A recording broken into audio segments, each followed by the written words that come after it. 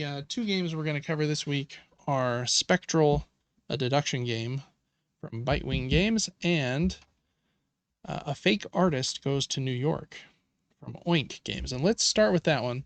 It's the one Devin hasn't played. And so I'll just talk about it and I'll be really fast. I'm going to go to my zoomed in view actually. So our faces are going to disappear just for a second. It's just such a small box. I think that will be helpful. This is a tiny game, again, from Oink Games, the company that did Scout, which is an awesome card game. Definitely recommend that one. This is kind of a party game. Kind of Pictionary adjacent. It says here 5 to 10 players, 20 minutes for ages 8+. I think that's about right. Basically, every player is going to take a marker of a different color. So Devin, maybe you take green, red or something. And then one person is going to be the game master.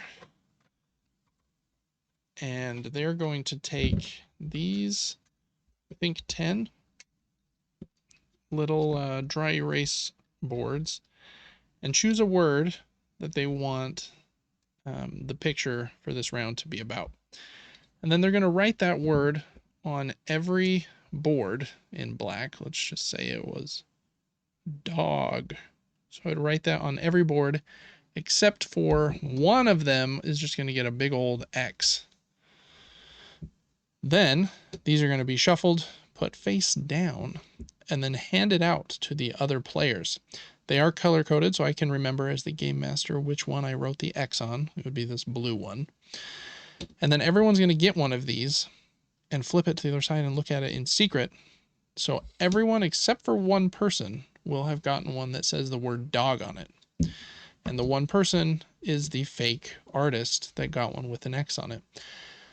So now that person and the game master are trying to win together, and everyone else knows what the word is and is trying to beat them.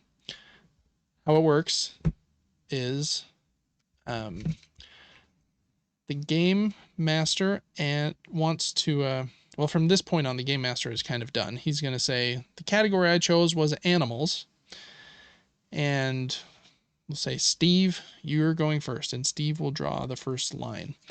And then everyone will take turns drawing a line in this picture. And after every line is drawn, basically everybody's watching you, everyone's trying to determine, was that line that Steve drew convincing enough to make me think that he knows it's a dog and he's not the fake artist?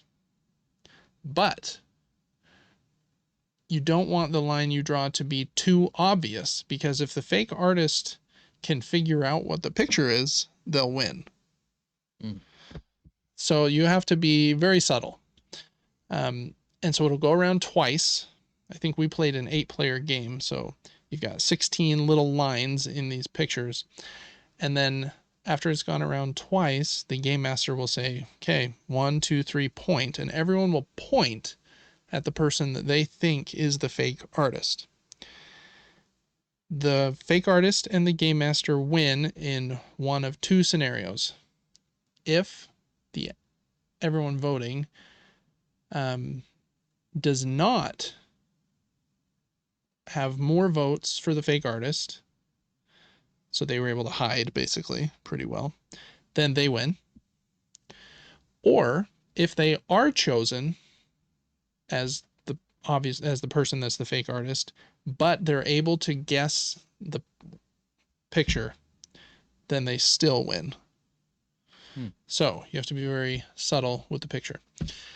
The examples we have here were kind of funny.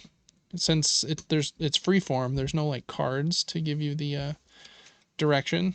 It's kind of silly. Someone did a bridge, and I think when we were drawing this one, you can see someone drew a top line up here, and we were like, what? And so I think we did think that it was that person. We were wrong actually, but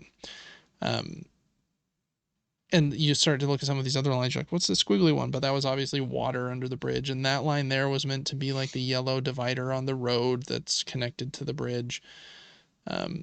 but with every line you're watching to like make sure, what are you doing? This one was Mickey Mouse. That looks just like Mickey Mouse. And the person that I think was trying to blend in just kind of drew this weird ear that wasn't big and round like Mickey's actual ears. It's kind of like a pointed, like dog ear. and so I think we were able to figure them out that way. This one was a golf cart, and we were able to find the fake artist, and they thought it was a soccer goal because so we added some of these like golf clubs later and stuff. But this one was a pizza, and this one I wasn't the fake artist, but we lost because I drew, instead of a circle like a pepperoni, I drew this little rectangle, thinking that, okay, I might throw the fake artist off if I throw like a little Canadian bacon on this pizza. It didn't work out for me. And this one was actually Hitler. But I was the fake artist, and I thought it was a golfer, so I like completed his hand to be part of a golf club, and that was not right. So anyways, we played it, what is that, 5-6 rounds with 8 people, and really enjoyed it. It's very simple. Like the rounds only take like 5 minutes. And if you win or lose, everybody's still just kind of having fun because you are drawing this little picture together. Really nice that it fits in a tiny box. I do wish the box was twice as big, just because then the paper, the sheets inside that you draw on, would also be twice as big. And if you have 8 people sitting around a table all looking and watching you draw something on this tiny paper, it's a little small. Cool idea that it's such a small box, but that would be I think the one thing that I would have done different is make this like a slightly bigger version.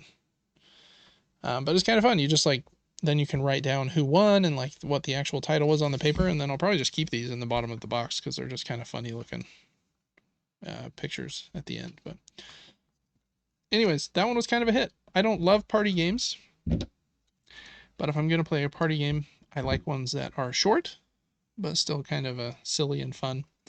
And so I really like that one. That's a fake artist goes to New York, and that one was a hit, I think, with the entire group. So I would say that's probably a success.